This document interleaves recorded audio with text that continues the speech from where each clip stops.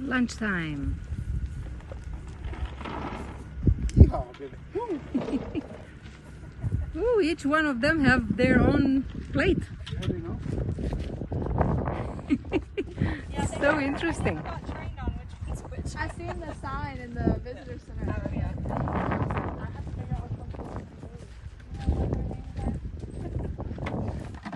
No, I seen a sign, but I saw one was biscuits, one was gravy. I didn't see which one.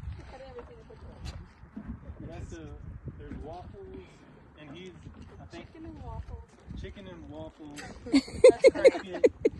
One of these two are biscuits and gravy, but I'm not sure which one. Gotcha.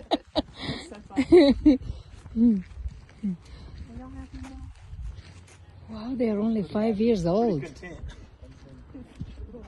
Now, if they were going to get, I'd just say, would it be usually when, because you said you wouldn't feed them out the bucket, or is there a time where you would sort of steer clear of them? Obviously now they know they're going to get fed. But what kind of behavioural things would let you sort of hold them to?